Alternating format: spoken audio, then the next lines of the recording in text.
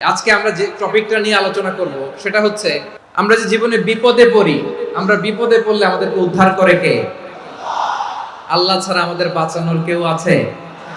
উদ্ধার করার কেউ আছে? রক্ষা করার কেউ আছে?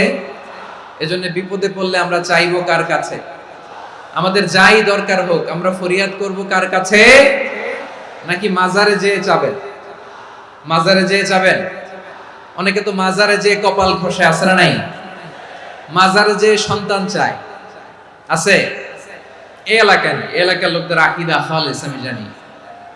মাজারে যেয়ে কপাল খসে আর সন্তান চায়। আচ্ছা, মাজারে গেলে সন্তান পাওয়া যায়? আচ্ছা, মাজারে না গেলে যদি বাচ্চা না হতো, গরু ছাগলের যে বাচ্চা হয় ওরা কোন মাজারে মানত করে বলেন? কথা কি বুঝতেছেন?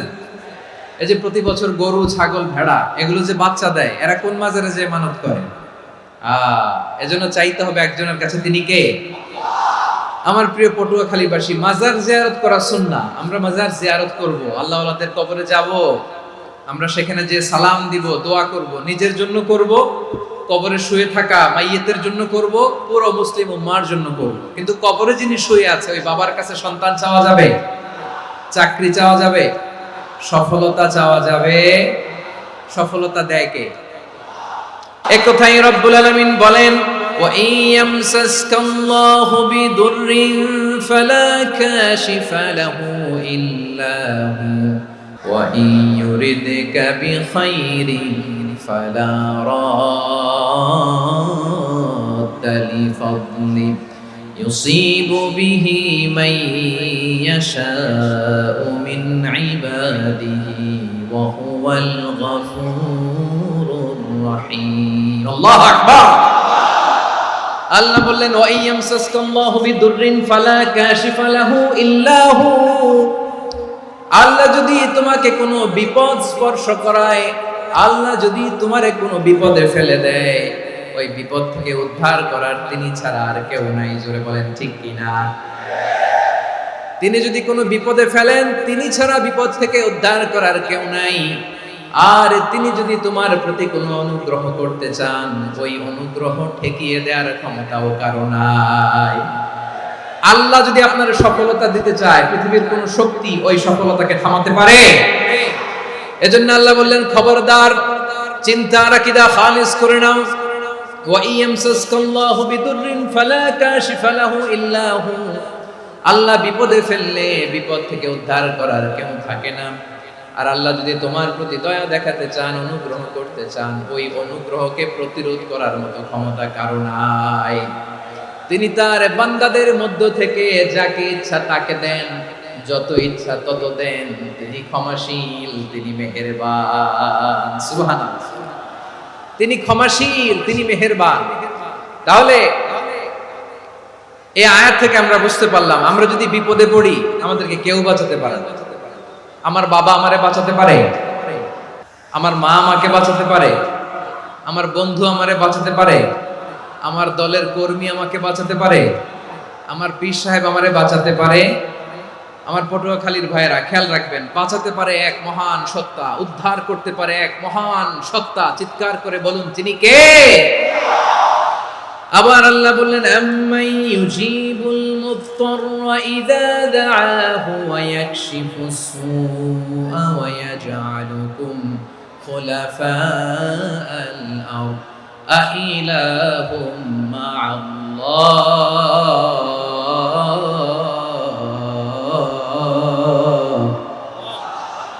ক্বালিলাম মা তাযাক্কারুন। রব্বুল আলামিন বলেন, বিপদে পড়ে কাতর কণ্ঠে চিন্তাগ্রস্ত হয়ে যখন কেউ ফরিয়াদি হয়ে আল্লাহর ডাকে হাত তোলে, তখন এই ব্যক্তির ডাকে সাড়া দেয় কে? বিপন্ন অবস্থায় আপনি যখন কেঁদে কেঁদে হাত তুলে আপনার দুঃখের কথা জানান, আপনি যখন ডাকেন তারে, তখন আপনার ডাকে সাড়া দেয় কে? আল্লাহ বলে, আমি সাড়া দেই। তোমাদের বিপদকে মুক্ত করে দেয় কে?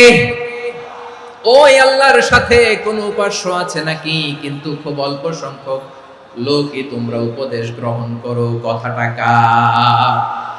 তাহলে বিপন্ন মানবতা যখন কাঁদে, মানুষ যখন বিপদে পড়ে নিরুপায় হয়ে ফরিয়াদ করে, তার ডাক শোনার কেউ নাই, একজন ছাড়া। চিল্লায় বলেন তো তিনি কে? এজন্য আমরা ফরিয়াদের হাত কার দিকে তুলব? এবং খেয়াল রাখতে হবে, মাথার সাথে সেট করে নিতে হবে, আল্লাহ ছাড়া আমাকে উদ্ধার করার কেউ নাই।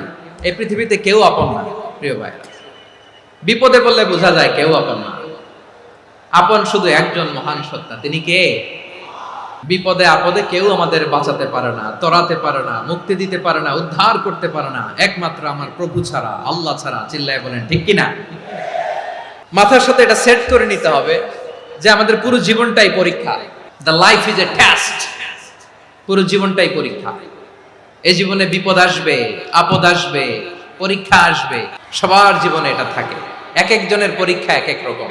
আমার পরীক্ষা একরকম, মাসুদ ভাইয়ের পরীক্ষা একরকম, চৌধুরী সাহেবের পরীক্ষা একরকম, আপনার পরীক্ষা একরকম, ওনার পরীক্ষা আবার আরেক রকম। পুরো পৃথিবীটাই পরীক্ষা ক্ষেত্র, সবাই পরীক্ষা দিচ্ছি, কিন্তু কারো পরীক্ষা প্রশ্নের সাথে কারোটার মিল নাই। সুবহানাল্লাহ পড়বেন না? পুরোটাই পরীক্ষা ক্ষেত্র, সবাই পরীক্ষার্থী, কিন্তু প্রশ্নপত্র একটার সাথে আরেকটা মিলে না। One doesn't match the other. একজনেরটার সাথে আরেকজনেরটা মিলে না। কাউকে আল্লাহ তাআলা ধনী বানিয়ে পরীক্ষা করেন, আবার কাউকে আল্লাহ তাআলা গরিব বানিয়ে পরীক্ষা করেন, কাউকে আল্লাহ অসুস্থ বানিয়ে পরীক্ষা করেন। কেউ দেখবেন যে দুরারোগ্য ব্যাধিতে আক্রান্ত, ডাক্তার বলেছে আর সময় নাই, দুরারোগ্য ব্যাধি, ক্যান্সার, যার নেই কোনো অ্যান্সার, তার জন্য পরীক্ষা হচ্ছে এই রোগ। আরেক লোক দেখবেন তার আবার রোগ বালাই নাই, মাশাআল্লাহ, তাকে আল্লাহ তাআলা আর্থিক দৈন্যতা, দারিদ্রতা দিয়ে পরীক্ষা করছেন। এরকম আছে না নাই? টাকা পয়সা নাই, দিন আনে দিন খায়, যা আছে তাতে চলে না, এটা তার জন্য পরীক্ষা। আবার আরেক শ্রেণীর লোক দেখবেন তাকে আল্লাহ অসুস্থতাও দেয় নাই, দারিদ্রতাও দেয় নাই, তার দাম্পত্য জীবনের সমস্যা, স্ত্রী কথা শোনে না অথবা ছেলে মেয়ে কথা শোনে না। তাহলে পরীক্ষা সবার জীবনে আছে, এক একজনের পরীক্ষাটা এক এক রকম। আল্লাহ তাআলা দেখতে চায় যে এই পরীক্ষার সময় আমরা কিরকম রেসপন্স করি, how to deal with the test, কিভাবে এই বিপদ আপদ পরীক্ষাগুলোকে আমরা হ্যান্ডেল করব, ডিল করব, এটা হচ্ছে আজকের আলোচনার বিষয় আমার প্রিয় ভাইয়েরা। তাহলে পরীক্ষাময় আমাদের জীবন, বিপদ আপদ পরীক্ষা, এটা মানুষের পিছু ছাড়ে না। সবার জীবনে পরীক্ষা আছে, নবীদের জীবনেও পরীক্ষা ছিল। সাহাবারা জিজ্ঞেস করেছেন, ইয়া রাসূলুল্লাহ, আইয়ুন নাসি আশাদ্দু বালাআন ফিদ দুনিয়া, এই দুনিয়ার বুকে কাদের পরীক্ষা সবচেয়ে বেশি? বিশ্বনবী বলেছেন, আল আম্বিয়া। এই পৃথিবীতে সবচেয়ে বেশি পরীক্ষা আল্লাহ তাআলা নিয়ে থাকেন নবীদের। কাদের? নবীদের। সুম্মাল আমসাল ফাল আমসাল, এরপরে নবীদের পরের স্তরে যারা, তাদের পরীক্ষা। এরপরে তাদের পরের স্তরে যারা, তাদের পরীক্ষা। সিদ্দিকিনদের, শুহাদাদের, সলিহিনদের, আল্লাহওয়ালাদের। যার ঈমান যত মজবুত, তার জীবনে পরীক্ষাও তত বেশি। চিল্লায় বলেন ঠিক কিনা? তাহলে মুমিনরা, বিশ্বাসীরা, আমরা কি পরীক্ষা বিপদ আপদে ভয় পাই? না, মুমিনরা বিপদে ভয় পায় না, তারা হতাশ হয় না, সুবহানাল্লাহ, তারা নিরাশ হয় না। বিশ্বাসীরা হাল ছেড়ে দেয় না, তারা ভরসা রাখে একজনের উপর। চিল্লায় বলতে হবে তিনি কে? কারণ মুমিন জানে the grief isn't permanent, the test isn't permanent, the struggle in our life isn't permanent. আমাদের জীবনের দুঃখ, কষ্ট, স্ট্রাগল, এগুলো পার্মানেন্ট নয়। after every difficulties there is an ease. সব কষ্টের পরেই একটা সুখ আছে না নাই? রব্বুল আলামিন বলেন, ফা ইন্না মাআল উসরি ইউসরা, ইন্না মাআল উসরি ইউসরা, ভয় পেও না, চিন্তা করো না, কষ্টের সাথেই আমি রেখে দিয়েছি স্বস্তি। সুবহানাল্লাহ বলেন। মুমিন জীবনে বিপদ যত বেশি, কষ্ট যত বেশি, তার সামনে সফলতা তার চেয়েও বেশি। কারণ বিশ্বাসীরা জানে রাত্রি যত গভীর হয়, সুবহে সাদিকের সময় তত আগাতে থাকে। গর্ভবতী নারীর পেটের ব্যথা যত বাড়তে থাকে, ঘরে নতুন মেহমান আগমনের সময় ঘনাতে থাকে। মুমিনদের উপর বিপদ, অত্যাচার, আপদ, পরীক্ষা যত বাড়তে থাকে, কালেমার পতাকা উড্ডয়নের সময় কাছে আসতে থাকে। বিশ্বাসীদের এগুলো হিসাব মেলানো অনেক আগে, এগুলো অনেক আগে হিসাব মেলানো। দুঃখের আধার শেষে সুখের আলো মিটি মিটি হাসে। চিল্লায় বলেন ঠিক কিনা? দুঃখের আধার শেষে আলোর প্রভাত হাসে, হতাশার কালো মেঘে যায় গো ভেসে, হতাশার কালো মেঘে যায় গো ভেসে, দুঃখের আধার শেষে আলোর প্রভাতে হাসে, হতাশার কালো মেঘে যায় গো ভেসে, হতাশার কালো মেঘে যায় গো ভেসে। কোরআনের পাতায় পাতায় দেখো ঈমানের পথ ঢাকা ব্যথার কাটায়, কোরআনের পাতায় পাতায় দেখো ঈমানের পথ ঢাকা ব্যথার কাটায়। ভেঙে পড়ো না কভু হতাশ হয়ে, ভেঙে পড়ো না কভু হতাশ হয়ে, জ্বলে পুড়ে খাঁটি সোনা হগো শেষে, জ্বলে পুড়ে খাঁটি সোনা হগো শেষে। দুঃখের আধার শেষে আলোর প্রভাত হাসে, হতাশার কালো মেঘে যায় গো ভেসে, হতাশার কালো মেঘে যায় গো ভেসে। পরীক্ষা যত বেশি, কষ্ট যত বেশি, সুখের সময় তত কাছাকাছি, চিল্লায় বলতে হবে ঠিক কিনা। এজন্য মুমিন জীবনে পরীক্ষা বেশি, মুমিনদের হতাশা নাই। মুমিনরা নিরাশ হয় না, হতাশ হয় কাফিররা। মুমিনরা কখনো হাল ছেড়ে দেয় না, মুমিনরা ভরসা রাখে একজনের উপর, তিনি কে? তাহলে আমার প্রিয় পটুয়াখালীবাসী, বিপদ থাকবে, পরীক্ষা থাকবে, এই বিপদ থেকে আমাদেরকে উদ্ধার করবেন একজন, তিনি কে? আমরা শুধু আল্লাহর উপরই ভরসা রাখবো, চাইবো একজন সত্তার কাছে। আওয়াজ করে বলুন, তিনি কে? একজন সত্তার কাছে চাইবে। বিশ্বনবী ওনার চাচাতো ভাই আব্দুল্লাহ ইবনে আব্বাস রাদিয়াল্লাহু তাআলা আনহুকে বললেন, ইয়া আব্দুল্লাহ ইবনুল আব্বাস, হে আব্দুল্লাহ ইবনে আব্বাস, ইদা সাআলতা ফাসআলিল্লাহ, যখন চাইবে আল্লাহর কাছে যাও। ও আব্দুল্লাহ, যখন চাইবা আল্লাহর কাছে চাও। ওয়া ইদা ইসতাআনতা ফাসতাইন বিল্লাহ, যখন সাহায্য চাইবা আল্লাহর কাছে ফরিয়াদ করো। জেনে রেখো ও আব্দুল্লাহ, ওয়া'লাম আন্নাল উম্মাতা লাউ ইজতামাআত আলা আন ইয়ানফাউকা বিশাইইন লাম ইয়ানফাউকা ইল্লা বিশাইইন ক্বাদ কাতাবাহু আল্লাহু লাক। ও আব্দুল্লাহ, জেনে রেখো, মনে রেখো, গোটা বিশ্বের সবাই মিলে যদি তোমার উপকার করতে চায়, ততটুকুই তারা করতে পারবে যতটুকু আল্লাহ তোমার নসিবে সেটা লিখে রেখেছে। ঠিক কিনা বলেন? আর যদি গোটা বিশ্বের সবাই মিলে তোমার বিরুদ্ধে কনস্পাইরেসি করে, ষড়যন্ত্র করে, গোটা বিশ্বের সবাই মিলেও যদি তোমার ক্ষতি করতে চায়, ততটুকুই শুধু পারবে যেটা আল্লাহ তোমার জন্য বরাদ্দ রেখেছে। যতটুকু আল্লাহ তাআলা তোমার জন্য বরাদ্দ রেখেছে অতটুকুই ক্ষতি করতে পারবে, আর এক চুল বেশিও করতে পারবে না, কমও করতে পারবে না। চিল্লায় বলেন ঠিক কিনা। এজন্য আমরা চাইবো কার কাছে? সব সময় আমরা আল্লাহর কাছে চাইবো, বিপদে আপদে, সুখে দুঃখে, সচ্ছল অবস্থায় অসচ্ছল অবস্থায়, পরাজয়ের সময় বিজয়ের সময়, সব সময় আমরা ভরসা রাখবো কার উপর? সবাই বলুন। একদল লোক আছে যারা বিপদে পড়লে আল্লাহরে ডাকে, বিপদ আসলে আল্লাহরে ডাকে, বিপদ নাই আল্লাহও নাই। বিপদে পড়লে নামাজ পড়ে, বিপদও নাই নামাজও নাই। বিপদে পড়লে জিকির করে, বিপদ যখন চলে যায় ওদের জিকিরও বন্ধ হয়ে যায়। এরকম আছে না নাই? কিছু লোক দেখবেন পরীক্ষা আসলে নামাজ পড়ে, দেখবেন পরীক্ষার সময় নামাজ পড়ে, পরীক্ষাও নাই নামাজও আছে। এরকম কিছু লোক আছে অসুস্থ হলে আল্লাহরে বড্ড ভালোবাসে, আল্লাহরে খুব ডাকে। অসুস্থ হইলে অসুস্থতাও নাই, আল্লাহ স্মরণও নাই। দেখবেন কিছু লোক নির্বাচন আসলে খুব আল্লাহওয়ালা হয়ে যায়, তখন দেখবেন মাথার মধ্যে হেজাব লাগায়, পাঞ্জাবি লাগায়, আল্লাহওয়ালা হয়ে যায়। নির্বাচনও নাই, এরপরে আল্লাহর কথাও নাই। আছে না নাই? না, এরকম হওয়া যাবে না। সব সময় আমরা আল্লাহরে ডাকবো, বিপদে আপদে সব সময় ভরসা রাখবো আমরা একজনের উপর। আওয়াজ করে বলেন, তিনি কে?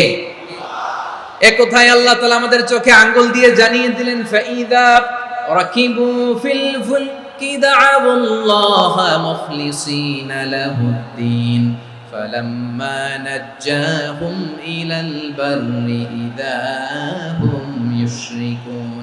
আল্লাহ বলে একদল লোক আছে, তারা যখন নৌযানে চড়ে, জলযানে চড়ে, সাগরের মধ্যে যখন জাহাজে চড়ে, লঞ্চে চড়ে, তারা যখন তুফানের সম্মুখীন হয় তখন তারা আল্লাহরে বড্ড বেশি ডাকে, একান্ত ভাবে ডাকে, বিশুদ্ধ চিত্তে ডাকে।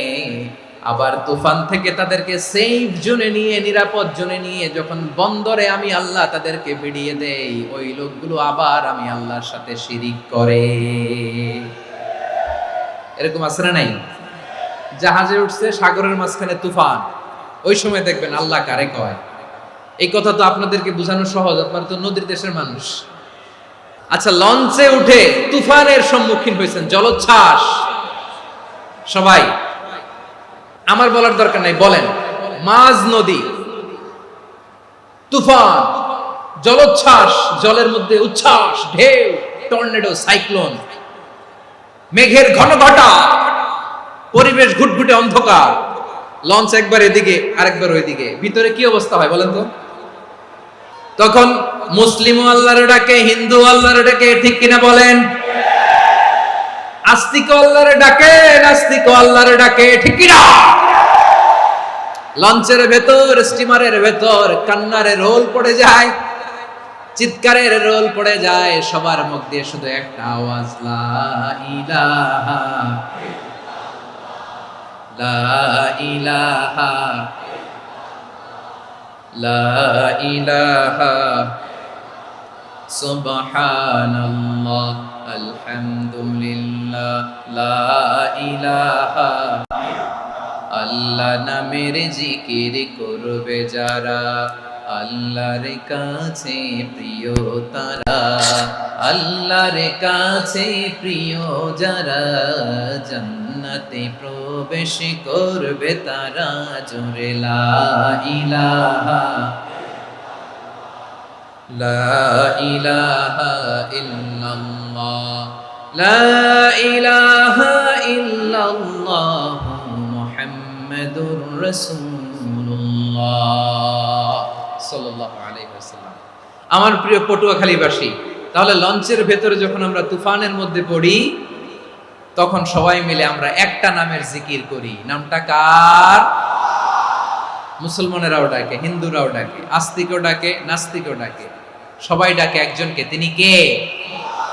আবার দেখবেন ওই আল্লাহ তুফানের পরে, ঝড়ের পরে ওই লঞ্চটাকে যখন সদর ঘাটে ফিরিয়ে দেয়, আবার আমরা নাফরমানি শুরু করে দেই। সে কোথায় আল্লাহ বললেন, ফাইদা রাকিবু ফিল ফুলকি দা'আল্লাহ মুখলিসিনা লাহুদ্দিন ফালাম্মা নাজ্জাহুম ইলাল বাররি ইযা হুম ইউশরিকুন। সাগরে যখন তুফানে পড়ে আমি আল্লাহর ডাকে, আবার আমি আল্লাহ যখন বাঁচিয়ে দেই, আবার আমি আল্লাহর সাথে শিরিক শুরু করে। আমরা কি এরকম হতে চাই নাকি? বিমানের মধ্যে মাঝে মাঝে দেখবেন যে এয়ার টার্বুলেন্স হয়, জানেন? এয়ার টার্বুলেন্স জানেন তো? মাঝে মাঝে বিমানটা বাউন্সিং করে, বাম্পি, ভেরি বাম্পি ওয়েদার। শুনেন নাই? 40,000 ফিট উপরে যখন থাকে, তখন পাইলট মাঝে মাঝে বলে, dear passengers, ladies and gentleman, right now we are flying 40,000 feet above the ground and we are passing very air turbulence, very heavy air turbulence right now. Please fasten your seat belts. দেখবেন মাঝে মাঝে বলে যে, ভদ্র মহিলা, ভদ্র মহোদয়গণ, আমরা 40,000 ফিট উপর দিয়ে যাচ্ছি আর এয়ার টার্বুলেন্স ফেস করছি, মেহেরবানি করে আল্লাহর হস্তে সিট বেল্ট বাঁধুন। তখন বিমানটা এরকম বাউন্সিং করে, শেকিং করে। আপনারা মুখোমুখি হয়েছেন? ইদানিং এই এয়ার টার্বুলেন্স বেড়ে গিয়েছে। গত বছর আমার ইন্টারন্যাশনাল অনেকগুলো ফ্লাইট ছিল, তো আমি দেখলাম যে আগের ফ্লাইটগুলোর তুলনায় এখন এয়ার টার্বুলেন্স খুব বেশি। আমি একটু রিসার্চ করে দেখলাম, ক্লাইমেট চেঞ্জের কারণে, জলবায়ু পরিবর্তনের কারণে আকাশের বাতাসের মুভমেন্টে পরিবর্তন হয়েছে, ফলে এখন বিমান শেকিং করে বেশি, বাউন্সিং, বাম্পি ওয়েদার। তো বলেন তো, 40,000 ফিট উপরে যখন আপনি, কয় হাজার ফিট? 40,000 ফিট উপরে যখন আপনি, তখন যখন বিমানটা এরকম বাউন্সিং করে, সবাই যখন ভমিটিং করে বিমান নষ্ট করে দেয়, বমি করে, তখন বাঁচানোর কে আছে আল্লাহ ছাড়া? কেউ আছে? ওই মুহূর্তেও সবাই মিলে একজনের ডাকে আওয়াজ করে বলেন, তিনি কে? মাঝে মাঝে কিছু সোশ্যাল মিডিয়ায় কিছু ভিডিও পাওয়া যায় যে হেভি যখন এয়ার টার্বুলেন্স হয় 10 সেকেন্ড 15 সেকেন্ডের কিছু ভিডিও পাওয়া যায় বিমানটা এরকম বাউন্সিং করছে, বাম্পি ওয়েদার, কাঁপছে, মানুষগুলো বমি করছে, অক্সিজেন মাস্কগুলো সব ঝুলে পড়েছে, বিমানটা শুধু কাঁপছে। তখন দেখবেন বিমানের ভেতরেও এরকম লঞ্চের মতো চিৎকার আছে না নাই? বিমানের ভেতরেও তখন চিৎকার। গত বছর হিথ্রো এয়ারপোর্ট থেকে সিঙ্গাপুর এয়ারলাইন্সের একটা ফ্লাইট হিথ্রো টু চাঙ্গি একটা ফ্লাইটে এমন বেশি এয়ার টার্বুলেন্সের শিকার হয়েছিল ওই এয়ারক্রাফটটা, 33 জন যাত্রী সেখানে আহত হয়েছে, একজন যাত্রী নিহত হয়েছে। কেবিন ক্রুজ এয়ার হোস্টেস যারা আছে, একজনের নাক ফেটে, চোখ ফেটে, কপাল ফেটে, ব্লিডিং হয়ে শয়লা। প্রিয় ভাইরা, 40,000 ফিট উপরে বিমানটা যখন কাঁপবে তখন আমাদেরকে আল্লাহ ছাড়া আর কেউ বাঁচানোর আছে? এত আসতে বললে হবে? ওই কঠিন মুহূর্তে আমার বাবা আমারে বাঁচাতে পারে, আমার বন্ধু আমারে বাঁচাতে পারে? এই গ্রাউন্ডে জমিনের বুকে আমার প্রোটোকল, আমার ক্ষমতা, আমার দাম্ভিকতা কোনো কিছু আমারে বাঁচাতে পারে? একজন ছাড়া, চিল্লায় বলতে হবে তিনি কে? সে আল্লাহ বললেন, গোলাম আমি বিপদের সময় ঠিকই তোমাদের বাঁচিয়ে দেই। ওই বিমানের ভেতরে 40,000 ফিট উপরে যখন তোমরা এয়ার টার্বুলেন্সের শিকার হও, তখন নাস্তিকও আল্লাহরে ডাকে, হিন্দু আল্লাহরে ডাকে। জোরে বলেন ঠিক কিনা? আবার বিমানটা যখন শান্ত হয়ে যায়, একটু পরেই বিমানের স্ক্রিনের মধ্যে হিন্দি সিনেমা খোঁজে। বিমানের স্ক্রিনে কিন্তু বিশাল ওখানে আফলাম ফিল্মের একেবারে বোঝাই করা। বিমানটা শান্ত হলে আবার হিন্দি সিনেমা দেখা শুরু করে। একটু আগে ডাকছিল কারে? দেখবেন বাংলাদেশে আমাদের ক্রিকেটাররা যখন অন্য কোনো দেশের সাথে খেলে, অনেক সময় এমন হয় বল বাকি একটা, রান দরকার 6টা। বল বাকি কয়টা? রান দরকার। আপনি দেখবেন ক্যামেরাম্যান তখন গ্যালারিতে খালি দেখায় দর্শকদের যে কি অস্থিরতা। হিপ হপ স্টাইলের মেয়েটা, যে মেয়েটার ওড়না এতক্ষণ ছিল গলায়, এতক্ষণ কই ছিল, ওই মেয়েটা দেখবেন ওড়নাটা টেনে মাথায় দিয়ে এরকম মুনাজাত ধরতেছে, আল্লাহ আল্লাহ, একটা সক্কা, আল্লাহ আল্লাহ, আমার লাল সবুজের পতাকারে তুমি অপমানিত কইরো না আল্লাহ, ইন্ডিয়ার সাথে আমাদের খেলা, আল্লাহ আল্লাহ, একটা সক্কা, একটা। পুরো খেলা জুড়ে এই মেয়ের ওড়না ছিল গলায়, কিন্তু যখন 1 বলে 6 রান দরকার, ওড়না চলে আসছে কোথায়? মাথায়। আবার মুনাজাত আছে না নেই? ঠিকই বাংলাদেশের দামাল ছেলে এমন এক শট মারলো, বল চলে গেল স্টেডিয়ামের বাইরে, ছক্কা, জিতে গেলাম আমরা। পুরো স্টেডিয়াম জুড়ে চিৎকার, হই হুল্লোড়, মौज মাস্তি। যেই মেয়েটা মাথার মধ্যে ওড়না দিয়ে এতক্ষণ সুবহানাল্লাহ সুবহানাল্লাহ বলে আল্লাহর কাছে দোয়া করেছে, ওই মেয়ে এখন আবার ওড়না ফেলে দিয়ে নাচা শুরু করে দিয়েছে। তাহলে আল্লাহর ভয়, আল্লাহর প্রতি আস্থা, বিশ্বাস, ভালোবাসা, এটা কি ক্ষণিকের জন্য? মানে আমার যখন লাগবে তখন আল্লাহর ইউজ করব নাকি? হ্যাঁ, বিপদে আপদে, সুখের সময় দুঃখের সময়, সচ্ছল অসচ্ছল অবস্থায় বিশ্বাসীরা ভরসা রাখে একজনের উপর। চিৎকার করে বলে পটুয়াখালী, তিনি কে? সে আল্লাহ বললেন, গোলাম মনে করো না জাহাজ থেকে সদরঘাটে ভিড়িয়ে দিলাম, তুমি নিরাপদ হয়ে গেছো। মনে করো না 40,000 ফিট থেকে সেফ ল্যান্ডিং এর পরে এয়ারপোর্টে নেমে গেলেই তুমি নিরাপদ হয়ে গেছো। ও মিয়া, বিপদ কি শুধু সাগরে আর আকাশে? ঘরের ভেতরও বিপদ আসতে পারে কি পারে না? এজন্য সূরা মুলকে আল্লাহ বললেন, আমিনতুম মান ফিস সামাই আন ইয়াখসিফা বিকুমুল আরদা ফাইযা হিয়া তামুর। আল্লাহ বললেন, তোমরা কি ভেবেছো তোমরা নিরাপদ? আমি চাইলে ল্যান্ডস্লাইডস, ভূমিধস দিয়ে 1 লক্ষ 1 মুহূর্তে নিয়ে যেতে পারি।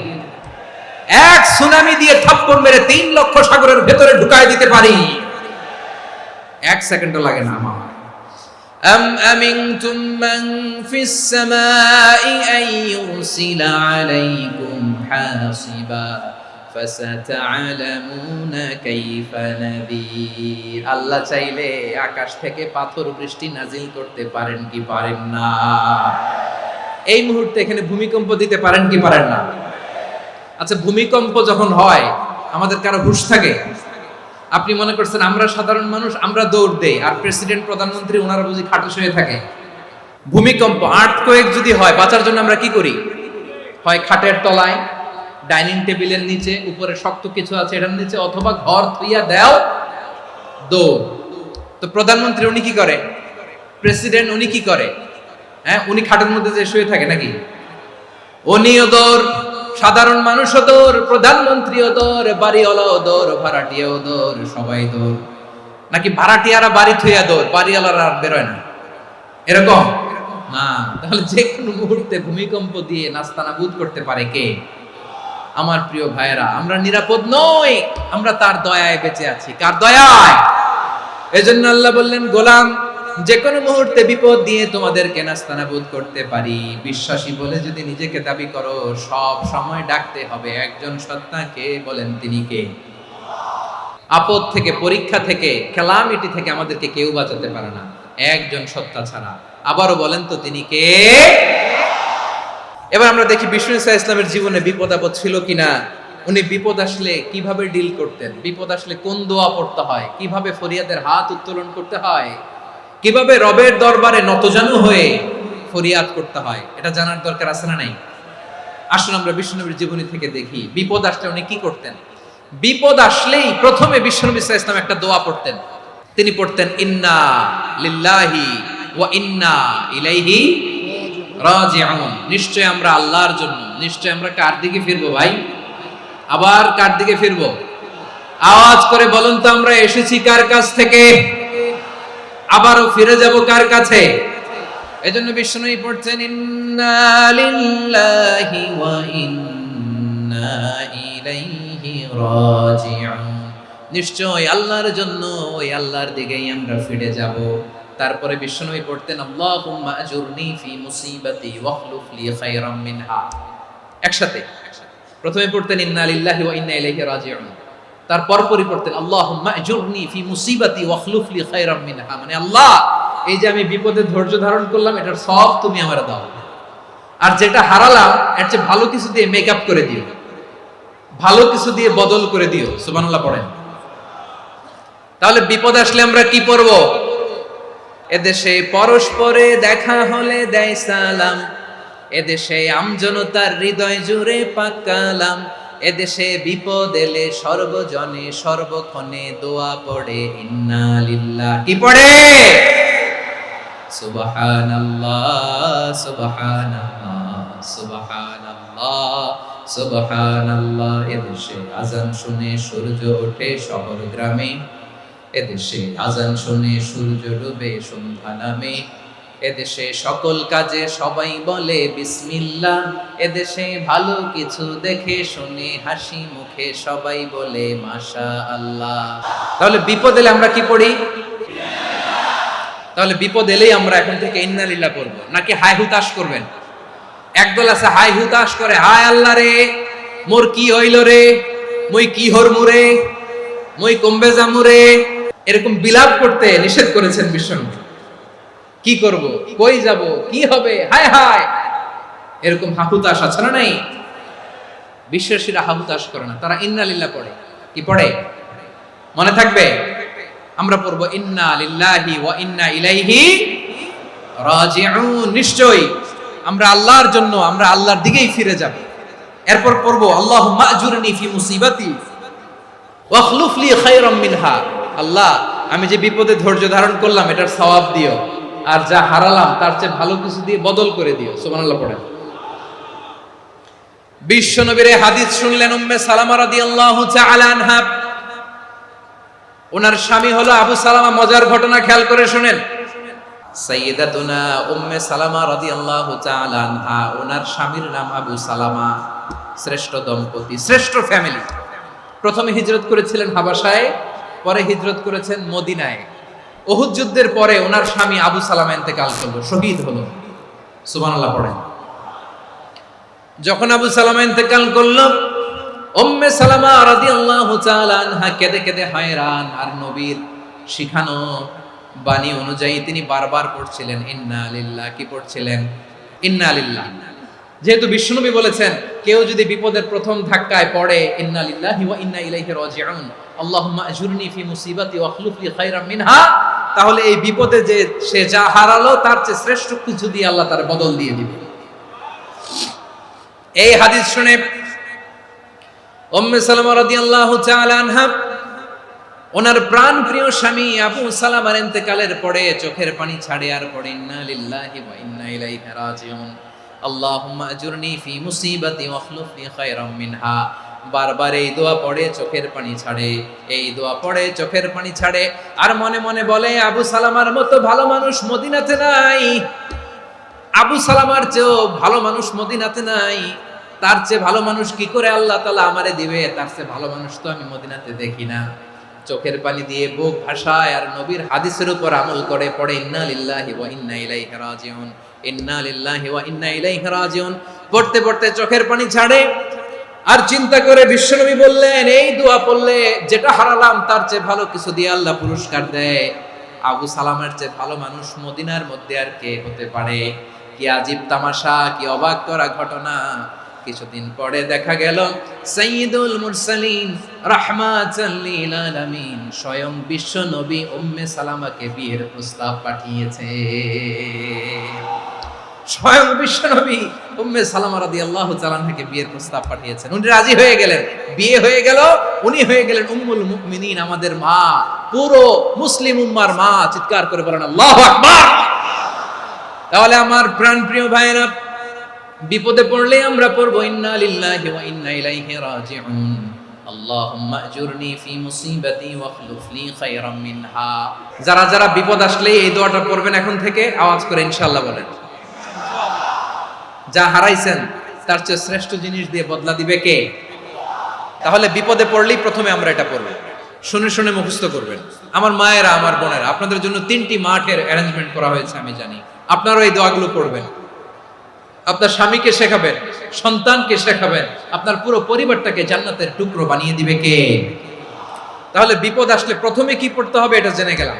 এরপরে বিপদ আসলে নিজেকে কি করে আল্লাহর কাছে সঁপে দিতে হয় এটাও জানার দরকার আছে না নাই? বিপদে প্রথমে ইন্না লিল্লাহ পড়লাম, ধৈর্য ধারণ করলাম, বিপদ থেকে উদ্ধারের সর্বোচ্চ চেষ্টা করলাম। আমার কাজ যখন শেষ তখন আমি আমার এই বিষয়টা আল্লাহর কাছে সঁপে দিব। কার কাছে? বিপদে বললে কেমন করে নিজেকে আল্লাহর কাছে সঁপে দিতে হয় আসুন সাইয়েদনা ইব্রাহিম আলাইহিস সালামের জীবনী থেকে জানি। আল্লাহর খলিল ইব্রাহিম আলাইহিস সালাম আমাদের মতো সমাজ ব্যবস্থা পায় নাই। আমরা জন্মের পরে আমাদের কানের ভেতরে আজান দিয়েছে কে? একামত দিয়েছে কে? আমাদের বাপ-দাদারা আমাদের কানে আজান দিয়েছে কি দেয় নাই? আমাদের জন্মের পরেই তো আজান, একামত, বাড়ির পাশে মসজিদ, প্রতিদিন আজান, জুমার খুতবা, প্রতি মাসে মাসে তাফসীরুল কোরআন মাহফিল, মসজিদ, মিনারা, অভাব নাই। ঠিক কিনা বলে? আপনি যেই সুন্দর ইসলামিক এনভায়রনমেন্ট পেয়েছেন, আমাদের ইব্রাহিম খলিল উনিও কি এরকম পেয়েছিলেন? হ্যাঁ, উনি জন্মের পর পরে ওনার কানে আজান দিছে কেউ? আমার প্রিয় ভাইরা, আগা গোড়া একটা শিরকি পরিবেশ উনি জন্মগ্রহণ করেছেন। উনি ছাড়া ওই তল্লাটে একজনও আল্লাহর উপর বিশ্বাসী নাই। কল্পনা করতে পারেন? গোটা তল্লাটে, গোটা দেশে বিশ্বাসী মুমিন, আল্লাহর উপর বিশ্বাস স্থাপনকারী কয়জন? সবাই বলেন কয়জন? বাকি সব মুশরিক। বাকি সব মুশরিক নিজের সাথে নিজে শক্ত বোঝাপড়া করে, অ্যানালজি করে, সেলফ কনভারসেশন করে উনি মহা সত্যের সন্ধান পেয়েছে। উনি আকাশের তারা দেখে ভাবে মনে হয় এটাই আমার খোদা, পরে দেখে তারা নাই, মনে মনে বলে না তাইলে এটা না। আবার চাঁদ দেখে বলে চাঁদটা বড় মায়া লাগে, মনে হয় এটাই আমার রব, পরে দেখে চাঁদও নাই, কয় না এটা না। এরপরে দ্বীপ প্রহরের জলজলে সূর্যটা খাঁ খাঁ করে গোটা পৃথিবীটারে রৌদ্র দিয়ে তাতিয়ে রাখে। তিনি ভাবলেন মনে হয় এটাই আমার রব, কারণ এটাই তো সবচেয়ে বড়। কিন্তু বিকেল বেলা ওই সূর্যটাও যখন চলে যায়, সাইয়েদনা ইব্রাহিম বলে না এটাও তো নাই, আমার খোদা যদি আমারে ছেড়ে চলে যায়, বিপদে পড়লে আমারে উদ্ধার করবে কে? এভাবে নিজের সাথে অ্যানালজি, সেলফ কনভারসেশন করতে করতে করতে তিনি মহা সত্যের সন্ধান পেয়েছেন। সুবহানাল্লাহ পড়ে সব শেষে তিনি ডিসিশন নিয়ে ঘোষণা দিলেন, ইন্নী ওয়াজ্জাহাতু ওয়াজহিয়া লিল্লাযী ফাতারাস সামাওয়াতি ওয়াল আরদা হানিফান ওয়া মা আনা মিনাল মুশরিকিন। নিশ্চয় আমি এমন সত্তার দিকে মনোনিবেশ করলাম, মুখাপেক্ষী হলাম, যিনি আকাশ বানিয়েছেন, জমিন বানিয়েছেন, আমি মুশরিক নই। সুবহানাল্লাহ। পারতেন? আপনি পারতেন? কেউ নাই, লক্ষ লক্ষ মুশরিক, আপনি একা। ওনার মতো এরকম বিচক্ষণতা দিয়ে আল্লাহরে খুঁজে পাইতে পারতেন আপনি? কি নবী ছিল, আল্লাহকে খুঁজে পেয়েছে। যখন আল্লাহর ইবাদত শুরু করলো, এই কথা ছড়ায় পড়লো চারদিকে। নমরুদ সাইয়েদনা ইব্রাহিমকে ডেকে পাঠালেন। নমরুদ বলে, ইব্রাহিম, তুমি নাকি মূর্তির পূজা না করে কোন নতুন রবের ইবাদত করো, কে তোমার রব?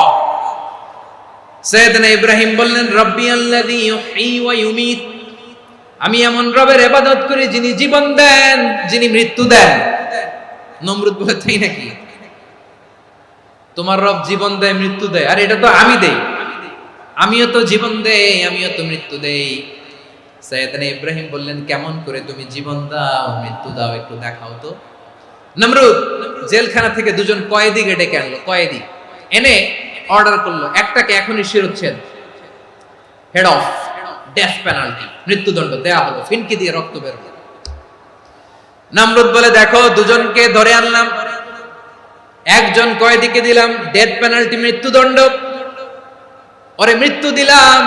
আরেকজন যে দাঁড়িয়ে আছে, চাইলে ওরেও আমি মৃত্যুদণ্ড দিতে পারি, কিন্তু না, ওরে আমি দিব না, ওরে আমি বাঁচায়া দিলাম, ছেড়ে দিলাম, মানে জীবন দিলাম। দেখো ইব্রাহিম, তোমার চোখের সামনে একজনরে মৃত্যু দিলাম, আর একজনরে জীবন দিলাম। আপাত দৃষ্টিতে তাই তো, একজনরে তো জীবন দিল, আরেকজনরে মৃত্যু দিল। সাইয়েদনা ইব্রাহিম এবার বিপাকে পড়ে গেলেন। কিন্তু এক একজন নবীকে আল্লাহ এমন উইজডম, বিচক্ষণতা দিয়ে এই জমিনে পাঠিয়েছেন। মুহূর্তের মধ্যে আল্লাহর খলিল ইব্রাহিম বললেন, ফাইন্নাল্লাহা ইয়াতি বিশ-শামসি মিনাল মাশরিকি ফাতি বিহা মিনাল মাগরিব ফাবুহিতাল্লাযী কাফার।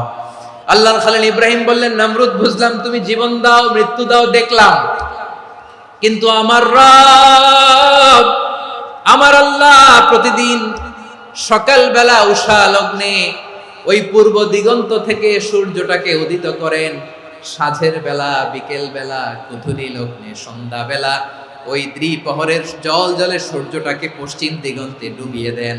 মানে সকালবেলা পূর্ব দিক থেকে উদিত করা সূর্যটাকে পশ্চিম দিকে বিকেলে তিনি ডুবিয়ে দেন। তুমি যদি পারো ওই সূর্যটাকে পশ্চিম দিক থেকে উদিত করে পূর্ব দিকে ডুবিয়ে দাও। সুবহানাল্লাহ পড়বেন না? দেখেন, ইনস্ট্যান্ট ইন্টেলেক্ট, মুহূর্তে বিচক্ষণতা, উইজডম কাকে বলে? নমরুদ পারবে? নমরুদের বাপ পারবে, ওর দাদা, ওর 14 গোষ্ঠী, গোটা বিশ্বের সব ক্ষমতাধর রাষ্ট্রনায়করা একসাথে হলে পারবে? ফাবুহিতাল্লাযী কাফার পারে নাই, ব্যর্থ হয়েছে। এবার তেলে বেগুনে জ্বলে উঠেছে, রেগে মেগে আগুন বলে, ফালকুহু ফিল জাহিম। ওর সাথে তর্ক নাই, না পেরে এবার এটারে আগুনে ফেলা। বিশাল বিশাল গাছ কেটে লাকড়ি এনে আগুনের কুণ্ডলি বানানো হলো, দাও দাও দাও দাও করে আগুন জ্বলে। আল্লাহর খলিল ইব্রাহিমকে আগুনে নিক্ষেপ করা হবে। আল্লাহর খলিল সাইয়েদনা ইব্রাহিমের হাতের মধ্যে রশি দিয়ে টাইট করে বাঁধা হলো, পায়ের মধ্যেও টাইট করে রশি দিয়ে বাঁধা হলো। আল্লাহর খলিল ইব্রাহিমকে আগুনের কুণ্ডলির মধ্যে ফেলা হবে। ওমিয়া, আপনি যে বিপদের কারণে ভয় পান, হতাশ হন, এটা কোনো বিপদ? ওনার বিপদের সামনে এটা কোনো বিপদই না, এটা কোনো বিপদই না। হাত পা বেঁধে টাইট করে নিক্ষেপ করা হবে, সিম্পলি ফেলা যাবে না, কারণ দাও দাও করে দ্য ব্লেজিং ফায়ার, এমন আগুনের কুণ্ডলি, কাছে যাওয়া যায় না, আগুনের উত্তাপে নিক্ষেপ করা হবে। হাতে রশি বেঁধে, পায়ে রশি বেঁধে আল্লাহর খলিল ইব্রাহিম আলাইহিস সালামকে আগুনের মধ্যে নিক্ষেপ করা হবে।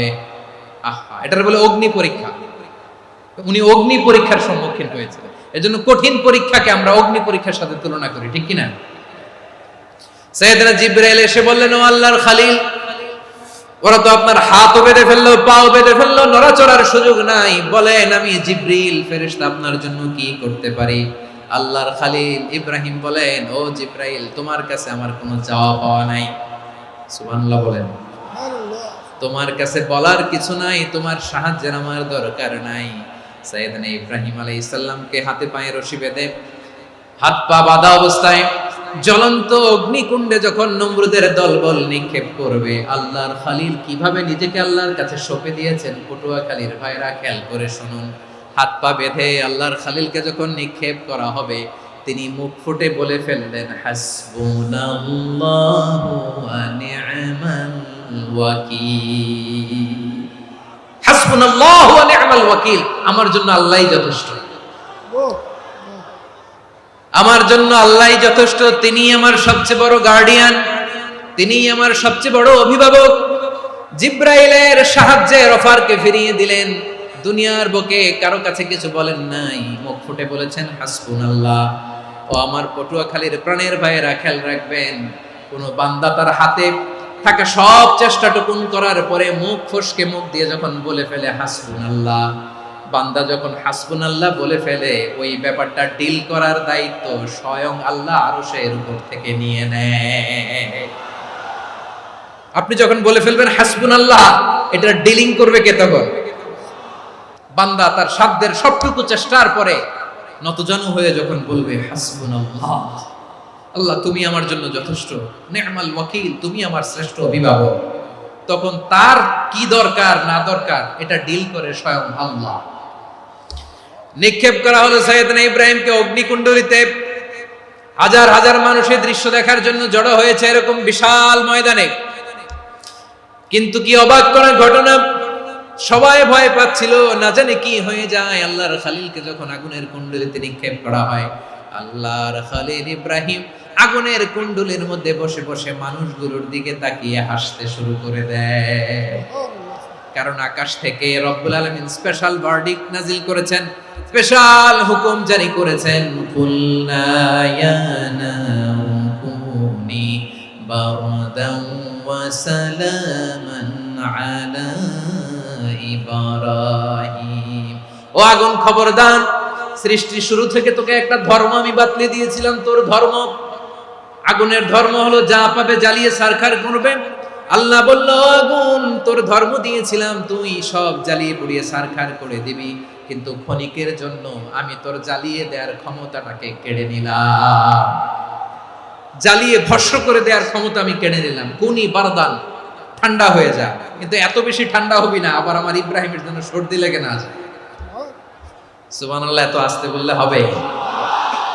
কুনি বারদান, বারদ মানে বরফ, ঠান্ডা, ঠান্ডা হ, কিন্তু এত ঠান্ডা হবি না যাতে আমার ইব্রাহিমের কষ্ট হয়। আগুন বলে, আল্লাহ একবার বললাম ঠান্ডা হ, আবার বলো এত ঠান্ডা হবি না যাতে খলিলের সর্দি না লাগে। কেমন ঠান্ডা হব, কেমন এনভায়রনমেন্ট তৈরি করে দেব বলো? আল্লাহ বললেন, সালামান আলা ইব্রাহিম, আমার খলিল, আমার ইব্রাহিমের জন্য তুই জান্নাতের গুল বাগিচা হয়ে যা। ও ভাই, নবী মুসার মতো ঈমান হলে রাস্তা হবে সাগর জলে, নবী ইউসুফের মতো ঈমান হলে একে একে দরজা খোলে। নবী ইব্রাহিমের মতো ঈমান যদি আজও থাকে বিদ্যমান, অগ্নিকুণ্ডে দেখতে পাবে খুবসুরত এক ফুল ভাগা। কুলনা ইয়া নারু কুনি বারদান ওয়া সালামান আলা ইব্রাহিম। বান্দা যখন মুখ দিয়ে বলে হাসবুনাল্লাহ, আমার আল্লাহ আমার জন্য যথেষ্ট, এই বলে যখন নিজেকে সঁপে দেয়, তার কি লাগবে ওই দায়িত্ব স্বয়ং নিয়ে নেয় কে? তাহলে আমার প্রিয় ভাইরা, বিপদের শুরুতেই আমরা বলবো ইন্না লিল্লাহ। শুরুতে কি বলবো? এরপরে যেই বাক্যটা পড়ে নিজের পরিস্থিতিকে আল্লাহর দরবারে সঁপে দিব, সেটা হচ্ছে হাসবুনাল্লাহ। সেটা কি? বিষ্ণু বলেন, লা ইয়াজালু লিসানুকা রাতাবান মিন যিকরিল্লাহ, সব সময় আল্লাহর স্মরণ দিয়ে, জিকির দিয়ে জিহ্বাটারে সিক্ত রাখো। আর শয়তানু জাসিমুন আলা কলবি ইবনে আদম, শয়তান বনি আদমের কলবে খামচি মেরে বসে থাকে। ফাইদা যাকারাল্লাহ খালাসা, মানুষ যখন আল্লাহর স্মরণ করে জিকির করে, শয়তান দৌড়ে পালায়। ওয়া ইদা গাফালা ওয়াসওয়াসা, যখনই বনি আদম গাফেল হয়, তখনই শয়তান তার হৃদয়ে ওয়াসওয়াসা দেয়। এজন্য বিপদে পড়লে ইন্না লিল্লাহ, নিজের সবটুকুন করার পরে, নিজের রোল প্লে করার পরে নিজেকে আমরা কি বলে সঁপে দিব? সবাই বলেন, মনে থাকবে? বিপদে পড়লে প্রথমে ইন্না লিল্লাহ, এরপরে নিজেকে যখন সঁপে দিব তখন হাসবুনাল্লাহ। এরপরে কঠিন বিপদে যখন বিশ্বনবী পড়তেন তখন কি করতেন? এমন বিপদ মাঝে মাঝে হয় না, দেয়ালে পিঠ থেকে যায়, চোখে মুখে অন্ধকার, কি করব দিশা খুঁজে পাই না, এরকম হয় কখনো? বিশ্বনবী এরকম কঠিন বিপদে পড়েছেন জীবনের কিছু কিছু মুহূর্তে। ওই মুহূর্তে বিশ্বনবী স্পেশাল দুইটা দোয়া পড়তেন। এই দোয়াগুলো আপনাদেরকে জানিয়ে দেয়। বিশ্বনবী বলেন, কঠিনতম বিপদে যখন পড়বা, দেয়ালে পিঠ থেকে যায়, চোখে মুখে অন্ধকার, বাঁচার কোনো উপায় নাই, তখন পড়বা লা ইলাহা ইল্লা আনতা সুবহানাকা ইন্নী কুনতু মিনাজ জালিমিন। আল্লাহ, তুমি ছাড়া কোনো ইলাহ নাই, তুমি পবিত্র, নিশ্চয় আমি জালিমদের অন্তর্ভুক্ত। সুবহানাল্লাহ বলেন। এই দোয়া সাইয়েদনা ইউনূস আলাইহিস সালাম পড়েছিলেন যখন মাছের পেটে ছিলেন। এবং অনেক মুফাসসিরিন ইকরাম বলেছেন, অনেক আহলুল ইলমরা বলেছেন, এটা হচ্ছে ইসমে আজম। ইসমে আজম এমন দোয়া যেটা দিয়ে দোয়া করলে আল্লাহ দোয়া কবুল করে, কিন্তু এটা কোনটা এটা নিয়ে ইখতিলাফ আছে। কোন কোন আহলুল ইলম বলেন এই লা ইলাহা ইল্লা আনতা সুবহানাকা ইন্নী কুনতু মিনাজ জালিমিন, এটা হচ্ছে ইসমে আজম। সাইয়েদনা ইউনূস আলাইহিস সালাম পড়েছেন, আপনারা পড়েননি? এটা পড়বেন আপনারা। এই দোয়া পড়ে সাইয়েদনা ইউনূস আলাইহিস সালাম মাছের পেট থেকে রক্ষা পেয়েছিলেন। রক্ষা করেছিল কে? তুমি ইউনূস নবী রে যখন খাইলো মাছেতে গিলিয়া, ফেরেশতা পাঠাইয়া দিলে ইসমে আজম দিয়া, প্রাণে ছিল যাহার ভয় সেথা পাইল আশ্রয়, প্রাণে ছিল যাহার ভয় সেথা পাইল আশ্রয়, মাছের পেট হতে সে যে পেল পরিত্রাণ। আল্লাহু আল্লাহু তুমি জাল্লে জালালুহু, শেষ করা তো যায় না গে তোমার গুণগান। আল্লাহু আল্লাহু লা ইলাহা ইল্লা আনতা সুবহানাকা ইন্নী কুনতু মিনাজ জালিমিন। বিশ্বনবী বললেন, দেয়ালে পিঠ থেকে গেলে, চোখে মুখে অন্ধকার, বাঁচার কোনো উপায় নাই, তখন এই দোয়াটা পড়তে হবে। এই দোয়া পড়ে আল্লাহর কাছে ফরিয়াদ করলে বিপদ মুক্ত করবেন কে? কেন এই দোয়াটা আল্লাহর কাছে বড্ড প্রিয় জানেন আমার ভাইরা? কারণ এই দোয়ার মধ্যে তিনটা জিনিস আছে। এক নম্বরে হচ্ছে তাওহীদ, দুই নম্বরে তাসবিহ, তিন নম্বরে তাকরীর। আই রিপিট, আবারও বলছি, এক নম্বরে তাওহীদ, দুই নম্বরে তাসবিহ, তিন নম্বরে তাকরীর। এই দোয়াটা আল্লাহর কাছে এত পছন্দনীয় কারণ এই দোয়ার প্রথম অংশে আছে তাওহীদ, আল্লাহর একত্ববাদের ঘোষণা। লা ইলাহা ইল্লা আনতা, ও আল্লাহ আপনি ছাড়া কোনো ইলাহ নাই, উপাস্য নাই। এই কথা বললে আল্লাহ বড্ড খুশি হয়ে যায়। সুবহানাল্লাহ পড়েন। এই দোয়ার দ্বিতীয় অংশে আছে তাসবিহ, মানে আল্লাহর প্রশংসা, প্রশংসা সূচক বাণী। সুবহানাক সুবহানাক সুবহানাক, ও আল্লাহ আমি আপনার পবিত্রতা ঘোষণা করছি। সুবহানাক, এই কথা শুনলেও আল্লাহ খুশি হয়ে যায়। সুবহানাল্লাহ পড়েন। এই দোয়ার তৃতীয় অংশে আছে তাকরীর। তাকরীর মানে পাপের স্বীকৃতি। তাকরীর মানে কি? তাকরীর মানে পাপের স্বীকৃতি। এই দোয়ার তৃতীয় অংশে আছে ইন্নী কুনতু মিনাজ জালিমিন, ও আল্লাহ আমি জালিমদের অন্তর্ভুক্ত। আল্লাহ আল্লাহ আমি জালেম, আল্লাহ আমি ভুল করেছি, অন্যায় করেছি, আল্লাহ আমি জালেমদের অন্তর্ভুক্ত। এই পাপের স্বীকৃতি, অ্যাকনোলেজমেন্ট আল্লাহ বড্ড পছন্দ করে। যখন আল্লাহর কাছে আপনি ছোট হবেন, ছোট হতে হতে যত ছোট হবে, ওই দৃশ্যটা দেখতে আল্লাহ বড্ড পছন্দ করে। সুবহানাল্লাহ বলেন। তিন নম্বর অংশ ইন্নী কুনতু মিনাজ জালিমিন, আল্লাহ আমি জালেমদের অন্তর্ভুক্ত। সাইয়েদনা আদম আলাইহিস সালাম ভুল করে যখন নিষিদ্ধ গাছের ফুল খেয়ে ফেললেন, ফল খেয়ে ফেললেন, আল্লাহ বললেন আদম ক্ষমা পেতে চাইলে তুমি আর হাওয়া মিলে স্বীকৃতি দাও, পাপের স্বীকৃতি। আর পড়ো রব্বানা যালামনা আনফুসানা ওয়া ইল্লাম তাগফির লানা ওয়া তারহামনা লানাকুনান্না মিনাল খাসিরিন। ও আল্লাহ আমি আদম আর হাওয়া যালামনা আনফুসানা, আমরা আমাদের নফসের উপর বড্ড জুলুম করেছি। আল্লাহ ওয়া ইল্লাম তাগফির লানা ওয়া তারহামনা, আপনি যদি ক্ষমা না করেন, আপনি যদি দয়া পরবশ না হন, আপনি যদি রহম না করেন, আমরা তো ক্ষতিগ্রস্তদের মধ্যে শামিল হয়ে যাব। এই দোয়া করার সাথে সাথে সাইয়েদনা আদম আর হাওয়া আলাইহিস সালামকে ক্ষমা করে দিলেন কে? তাহলে এই দোয়ার ৩ নম্বর অংশ তাকরীর, এটা আল্লাহ বড্ড পছন্দ করে। আমার কলিজার টুকরা ভাইয়েরা, গুনাহ করে শিকার যেতে হবে, এটা আল্লাহ ভালোবাসেন। সাইয়েদনা আবু বকর রাদিয়াল্লাহু তাআলা আনহু বিষ্ণু ঈসা ইসলামকে বললেন, ইয়া রাসূলুল্লাহ আল্লিমনি দুআআন আদউ বিহি ফি সলাতি। নবী হে, আপনি আমার এমন একটা স্পেশাল দোয়া শিখায়া দেন যে দোয়াটা আমি নামাজে পড়ব। নবী বললেন, তাহলে তুমি পড়ো, আল্লাহুম্মা ইন্নী যালামতু নাফসি যুলমান কাসীরান ওয়া লা ইয়াগফিরুয যুনুবা ইল্লা আনতা ফাগফিরলি মাগফিরাতাম মিন ইনদিকা ওয়ারহামনি ইন্নাকা আনতাল গফুরুর রহিম। সুবহানাল্লাহ। সালাম ফিরানোর আগে পড়েন। ও আবু বকর, নামাজে যদি দোয়া করতে মনে চায় এই দোয়াটা পড়বা, আল্লাহুম্মা ইন্নী যালামতু নাফসি, আল্লাহ জুলুম করেছি আমার নফসের উপর, যুলমান কাসীরা, অনেক জুলুম, ওয়া লা ইয়াগফিরুয যুনুবা ইল্লা আনতা, আপনি ছাড়া এই জুনুব, এই পাপ ক্ষমা করার দ্বিতীয় কোনো রব নাই। আছে? এজন্য আল্লাহরে বলবেন, আল্লাহ আমি ছাড়া তোমার গোলামের অভাব নাই, ও আমার রব আমি ছাড়া এই জমিনের বুকে তোমার গোলামের অভাব নাই, কিন্তু তুমি ছাড়া তো আমার দ্বিতীয় কোনো রব নাই। পারবেন বলতে? পারবেন? চোখের পানি ছেড়ে আল্লাহরে বলবেন, আল্লাহ তুমি আমার রব, তুমি আমার সব। কি বলবেন? আল্লাহরে বলেন, আল্লাহ তুমি আমার রব, তুমি আমার সব। আল্লাহ আমি ছাড়া এই জমিনে তোমার গোলামের অভাব নাই, তুমি ছাড়া আমার দ্বিতীয় কোনো রব নাই। এ কথা বলে চোখের পানি ছেড়ে আল্লাহরে স্বীকৃতি দেন, আল্লাহ আমি পাপী, আল্লাহ এই জমিনে আমার চেয়ে বড় পাপী আর কেউ নাই।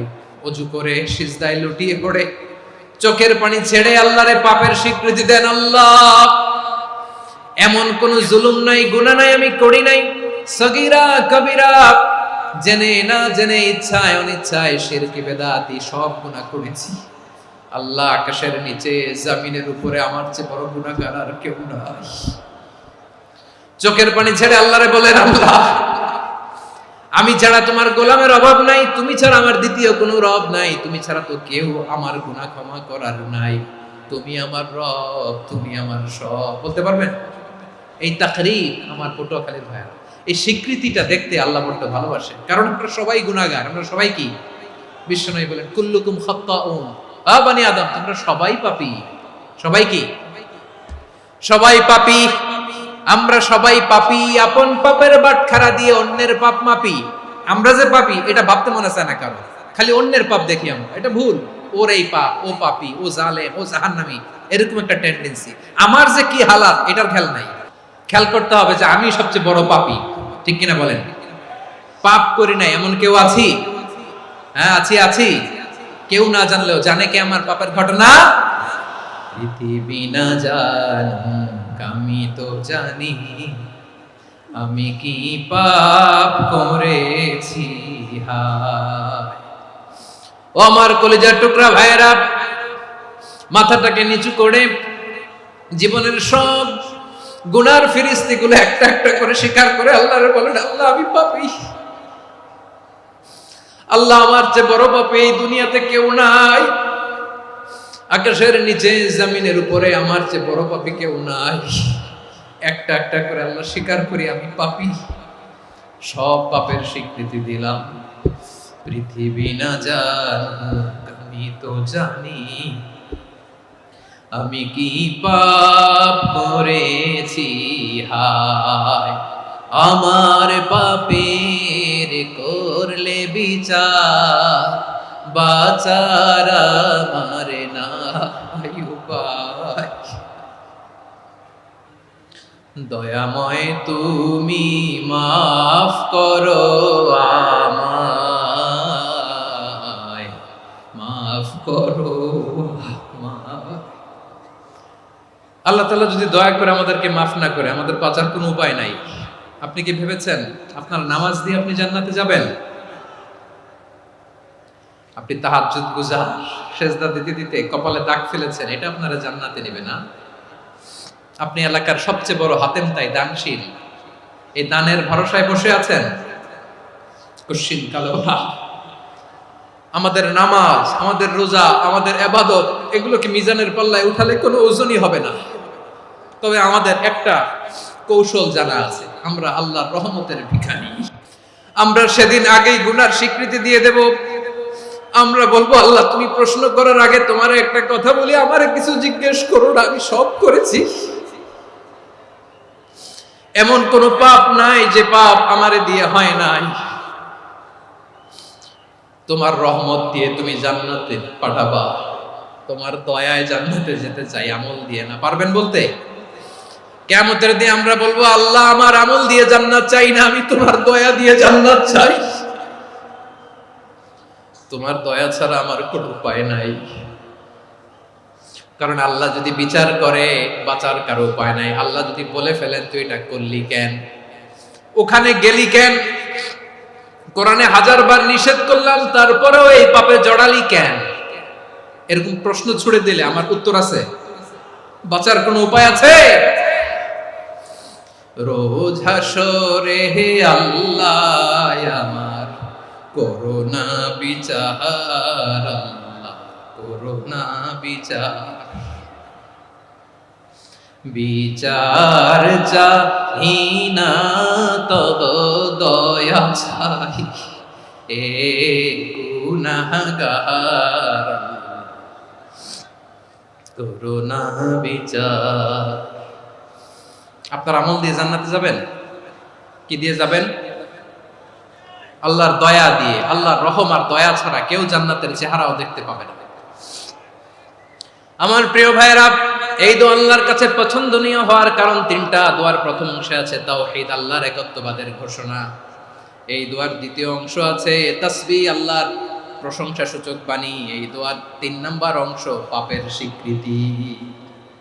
তাহলে আমরা সবাই গুনাহগার। আমরা আল্লাহর কাছে পাপের স্বীকৃতি দিয়ে বলবো, ও আল্লাহ ইন্নী কুনতু মিনাজ জালিমিন, আমরা জুলুম করেছি, পাপ করেছি, অন্যায় করেছি, আল্লাহ বুঝতে পারি নাই, শয়তানের ওয়াসওয়াসায় পড়ে, বন্ধুর পাল্লায় পড়ে, নফসের খায়েশ মেটাতে যে আল্লাহ করে ফেলেছি। তুমি গুনাহ না মাফ না করলে আমাদের গুনাহ মাফ করার দ্বিতীয় কেউ নাই। ঠিক কিনা বলেন? এভাবে অনুতপ্ত হয়ে যদি আল্লাহর কাছে দোয়া করেন, দেয়ালে পিঠ থেকে গেছে, কোনো রাস্তা নাই বের হওয়া, ওই মুহূর্তেও আপনাকে বিপদ থেকে উদ্ধার করবে কে? বিশ্বনবী চরম বিপদে পড়লে 2টা দোয়া পড়তেন। প্রথম হলো এটা, লা ইলাহা ইল্লা আনতা সুবহানাকা ইন্নী কুনতু মিনাল জালিমিন। এই দোয়াটা আমরা বেশি বেশি পড়ব প্রিয় ভাইরা। রাজি আছেন? সবাই আওয়াজ করে পড়ুন ইনশাআল্লাহ। আমার প্রিয় ভাইয়েরা, বিপদে পড়লে বিশ্বনবী আরো একটা দোয়া পড়তেন, লা ইলাহা ইল্লাল্লাহুল আযীমুল হালিম, লা ইলাহা ইল্লাল্লাহু রাব্বুল আরশিল আযীম, লা ইলাহা ইল্লাল্লাহু রাব্বুস সামাওয়াতি ওয়াল আরদি ওয়া রাব্বুল আরশিল কারীম। আল্লাহ ছাড়া কোনো উপাস্য নাই, তিনি সুমহান, মহা সহিষ্ণু। আল্লাহ ছাড়া কোনো উপাস্য নাই, তিনি সুমহান, আরশের অধিপতি। আল্লাহ ছাড়া কোনো উপাস্য নাই, তিনি আকাশের মালিক, জমিনের মালিক, তিনি সুবিশাল, আরশের অধিপতি। সুবহানাল্লাহ পড়েন। এই দোয়াটা কেউ যদি পড়ে যদি এর ওসিলা করে দোয়া করে, তাকে বিপদ থেকে মুক্তি দেয় কে? মনে থাকবে আপনাদের? তাহলে বিপদের প্রথম ধাক্কায় কি যেন পড়তে হয়? ইন্না লিল্লাহ। তারপরে কি বলে আল্লাহর কাছে নিজেকে সঁপে দিতে হয়? দেয়ালে পিঠ থেকে গেলে লা ইলাহা ইল্লা আনতা সুবহানাকা ইন্নী কুনতু মিনাজ জালিমিন। 2 নাম্বার হচ্ছে লা ইলাহা ইল্লাল্লাহুল আযীমুল হালিম, লা ইলাহা ইল্লাল্লাহু রাব্বুল আরশিল আযীম, লা ইলাহা ইল্লাল্লাহু রাব্বুস সামাওয়াতি ওয়াল আরদি ওয়া রাব্বুল আরশিল কারীম। মনে থাকবে? অনেক সময় এমন হয়, হঠাৎ বিপদের সম্মুখীন হই আমরা, রেডি হয়ে বের হইছি অফিসে, হঠাৎ অ্যাক্সিডেন্টে পড়ে যাই, হঠাৎ পেটের ব্যথায় অজ্ঞান, এরকম হয় না? বিষ্ণু ইসলাম বলেন, আকস্মিক দুর্ঘটনার বিপদ থেকে যদি কেউ বাঁচতে চায়, সকাল সন্ধ্যা যেন প্রত্যেকে এই দোয়াটা পড়ে। সকালে যদি 3 বার পড়ে, সন্ধ্যা পর্যন্ত হঠাৎ বিপদ থেকে সে রক্ষা পাবে। To be protected from sudden calamity, sudden disaster, হঠাৎ বিপদ, হঠাৎ ভয়ঙ্কর কোন আকস্মিক বিপদ থেকে আল্লাহ বাঁচায় দেবে। সকালে পড়লে সন্ধ্যা পর্যন্ত প্রোটেক্টেড, সন্ধ্যাবেলায় যদি 3 বার পড়ে সকাল পর্যন্ত প্রোটেক্টেড। সুবহানাল্লাহ পড়ে। দোয়াটা কি?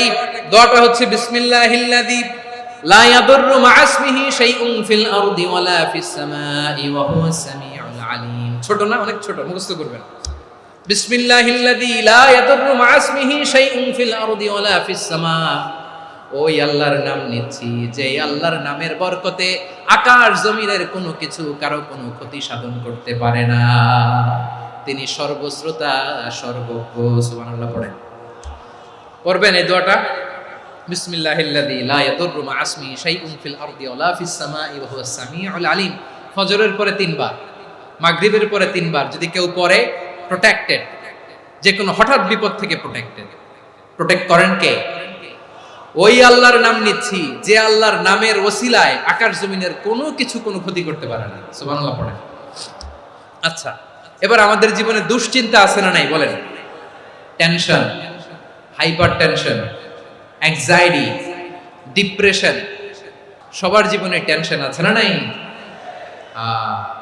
এই দুশ্চিন্তা, পেরেশানি, মারাত্মক পেরেশানি থেকে মুক্তি পাওয়ার জন্য বিষ্ণু ইসলাম দুটো দোয়া পড়তেন। কয়টা? অনেকগুলো পড়তেন। স্পেশাল দুটো দোয়া আজকে আপনাদের শিখায় যাব, শুনবেন।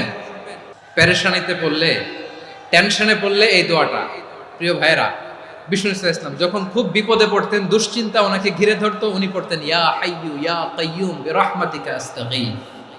ইয়া হাইয়ু ইয়া কাইয়ুম, হে শাশ্বত অবিনশ্বর, হে চিরঞ্জীব, বিরহমাতিকা আস্তাগীথ, তোমার রহমতের উসিলায় তোমার কাছে ফরিয়াদ করি। এটা পড়তেন। আবার আরেক বর্ণনায় এসেছে ইয়া হাইয়ু ইয়া কাইয়ুম বিরহমাতিকা আস্তাগীথ আসলিহ লি শা'নি কুল্লাহু ওয়ালা তাকিলনি ইলা নাফসি তারফাতা আইন। আসলিহ লি শা'নি কুল্লাহ, আল্লাহ আমার সবকিছু আপনি সেটেল করে দেন। আমাদের সব ঝামেলা সেটেল করে দিতে পারে কে? তাহলে পড়বেন ইয়া হাইয়ু, এ চিরঞ্জীব। হাইয়ু মানে চিরঞ্জীব, যিনি চিরকাল বেঁচে থাকবেন, মরবেন না। আল্লাহ মরবেন? তার কোনো লয় আছে? ক্ষয় আছে? সূরা রহমানে আল্লাহ বললেন কুল্লু মান আলাইহা ফানি ওয়া ইয়াবকা ওয়াজহু রাব্বিকা যুল জালালি ওয়াল ইকরাম ফাবিআইয়ি আলাই রাব্বিকুমা তুকাযিবান। জমিনে যা আছে সব ফান, ভ্যানিশ হয়ে যাবে, নিশ্চিহ্ন হয়ে যাবে, শেষ হয়ে যাবে, সব বিলুপ্ত হয়ে যাবে, একজন ছাড়া। জোরে বলেন তিনি কে? এই দোয়াটা কেন পছন্দ আল্লাহর কাছে? কারণ এখানে আল্লাহর দুইটা সুন্দর নাম আছে, গুণবাচক নাম, আল হাই, আল কাইয়ুম, এই দুটো নাম আছে এখানে। আবার এই দুইটা আয়াতুল কুরসির অংশ। আয়াতুল কুরসির শুরুতে এটা আছে না নাই? হ্যাঁ, আছে না নাই? 3 নম্বর কারণ, এটা ইসমে আজম। কোন দোয়াটা ইসমে আজম? যে দোয়া ওসিলায় দোয়া করলে আল্লাহ দোয়া ফেরায় না। অনেকগুলো মত আছে, সবচেয়ে ভ্যালিড মত হচ্ছে এটা, ইয়া হাইয়ু ইয়া কাইয়ুম, এর ওসিলা দিয়ে দোয়া করলে দোয়া কবুল করে কে? 2 নম্বরে বিশ্বনবী মারাত্মক বিপদে পড়লে আরেকটা দোয়া পড়তেন, আল্লাহুম্মা ইন্নী আবদুক। আগে দোয়াটা পড়ি, শুনেন। আল্লাহুম্মা ইন্নী আবদুক ওয়া ইবনু আবদিক ওয়া ইবনু আমাতিক নাসিয়াতি বিয়াদিক মাদিন ফিয়া হুকমুক আদলুন ফিয়া কাদাউক আসআলুকা বিকুল্লি ইসমিন হুয়া লাক সাম্মাইতা বিহি নাফসাক আও আনসালতাহু ফি কিতাবিক আও আল্লামতাহু আহাদাম মিন খালকিক আও ইস্তা'সারতা বিহি ফি ইলমিল গায়বি ইনদাক আন তাজআলাল কুরআনা রাবিআ কলবি ওয়া নূরা সাদরি ওয়া জালাআ হুজনি ওয়া যাহাবা হাম্মি। সুবহানাল্লাহ পড়েন। বিষ্ণুই বলতেন আল্লাহুম্মা ইন্নী আবদুক, ও আল্লাহ আমি আপনার গোলাম, ওয়া ইবনু আবদিক, গোলামের ঘরের গোলাম, ওয়া ইবনু আমাতিক, বাদীর ঘরের গোলাম। মানে আল্লাহ আমি আপনার গোলাম, আমার বাবা আব্দুল্লাহ ছিল আপনার গোলাম, আমার মা আমিনা ছিল আপনার বাদী। মানে আমরা গোলাম বংশের, সব গোলাম। নিজের এর চেয়ে আর ছোট করে আল্লাহর কাছে উপস্থাপন করা যায় আমার ভাইরা? কথা কি বুঝতেছেন? নিজেকে এর চাইতে ছোট, নগণ্য আর তুচ্ছ করে আল্লাহর সাথে প্রেজেন্ট করা যায়? বিশ্বনবী বললেন ও আল্লাহ আমি আপনার গোলাম, গোলামের ঘরের গোলাম, দাসীর ঘরের গোলাম, নাসিয়াতি বিয়াদিক, আমার মাথার চুলের ছুটি আপনার হাতের মুঠোয়। আপনি ডানে টান দিলে আমি ডানে যেতে বাধ্য, আপনি বাঁয়ে টান দিলে বাঁয়ে যেতে বাধ্য। বিশ্বনবী বললেন আল্লাহ আমার মাথার চুলের ঝুঁটি আপনার হাতের মুঠোয়। আচ্ছা, এইভাবে কাকে ধরা হয়? যে খুব ছোট, ঠিক কিনা? নিজেকে কত ছোট করলেন বিশ্বনবী। ও আল্লাহ আমার মাথার চুলের ঝুঁটি আপনার হাতের মুঠোয়, আপনি ডানে টানলে আমি ডানে যাব, বাঁয়ে টানলে বাঁয়ে যাব। আল্লাহ আসআলুকা বিকুল্লি ইসমিন হুয়া লাক নাসিয়াতি বিয়াদিক মাদিন ফিয়া হুকমুক, আপনার নির্দেশ আমার উপর কার্যকর হবেই হবে। আদলুন ফিয়া কাদাউক, আপনার ফয়সালা, যেই ফয়সালাই আপনি আমার জন্য করেন এটাই ইনসাফ। সুবহানাল্লাহ বলেন। আমরা আল্লাহর ফয়সালায় সন্তুষ্ট হতে চাই না। কত কমপ্লেইন, আল্লাহ তুমি এটা দিলা না, ওইটা পাইলাম না, ওইটা হইল না রে, এরকম অভিযোগ, কমপ্লেইন আমাদের আছে না নাই? আর বিশ্বনবী বলতেন আদলুন ফিয়া কাদাউক, আল্লাহ আমার জন্য তোমার যেটা ফয়সালা এটাই সবচেয়ে শ্রেষ্ঠ ইনসাফ, এর চেয়ে ইনসাফ আর হতে পারে? এভাবে কায়মান বাক্যে আল্লাহর কাছে বিশ্বনবী দোয়া করতেন। এরপরে বিশ্বনবী বললেন, আল্লাহ তোমার যত নাম আছে সব নামের ওসিলায় দোয়া করি, যে নাম তুমি আমাদেরকে জানিয়েছো, যে নাম তুমি আমাদেরকে জানাও নাই, যে নাম তুমি কোরআনে নাজিল করেছো, যে নাম নাজিল করো নাই, যে নাম শুধু নবীদেরকে জানিয়েছো। আর আল্লাহর এমন কিছু চমৎকার চমৎকার সুন্দর সুন্দর নাম আছে, এই নামগুলো রব্বুল আলামিন কাউকে জানাবে না। সুবহানাল্লাহ বলেন। আমরা তো 99 নাম জানি, 100 নাম জানি আল্লাহ, কিন্তু আল্লাহর এমনও কিছু নাম আছে যেগুলো আল্লাহ বিষ্ণু নবীরও জানায়নি। এগুলো আল্লাহ ইলমুল গায়বে রেখে দিয়েছেন। দোয়ার সময় বলবেন, আল্লাহ তোমার যেই নামগুলো জানি, যেগুলো জানি না, যেগুলো কোরআনে আছে, যেগুলো নাই, যেগুলো নবীরে খাস ভাবে জানাইছো ওগুলোর উসিলায়, যেগুলো কোনোদিন জানাবাও না তোমার ওই নামের উসিলাও তোমার কাছে চাই। আল্লাহ কোরআনকে আমার হৃদয়ের বসন্ত বানাও, আমার বক্ষের জ্যোতি বানাও, আমার চিন্তা দুশ্চিন্তা তুমি দূর করে দাও। বিশ্বনবী বললেন, এই কালিমাগুলো, এই বাক্যগুলো পড়ে যদি কেউ আল্লাহর কাছে ফরিয়াদ করে, তার হৃদয় থেকে দুশ্চিন্তা কাটিয়ে দিবে কে? আচ্ছা, সব শেষে বলি, ঋণের বোঝায় যারা জর্জরিত, বিষ্ণু ইসলাম চমৎকার একটা দোয়া শিখিয়েছেন। এক সাহাবীর নাম আবু উমামা, নামাজের ওয়াক্ত ছাড়া উনি মসজিদে যেয়ে বসে আছে। বিষ্ণু বললেন, কিরে আবু উমামা, নামাজের তো ওয়াক্ত হয় না, মসজিদে কি? সাহাবী বলে, হুমুমুন লাজিমাতনি ওয়া দুয়ুন, নবী গো, ঋণের বোঝায় এমন টেনশনে আছি, ঘরে থাকতে পারলাম না, মসজিদে চলে আসছে। বিশ্বনবী বলেন, আমি কি তোমার এমন একটা দোয়া শিখাবো যেটা বললে আল্লাহ তাআলা তোমার ঋণের বোঝা হালকা করে দিবে?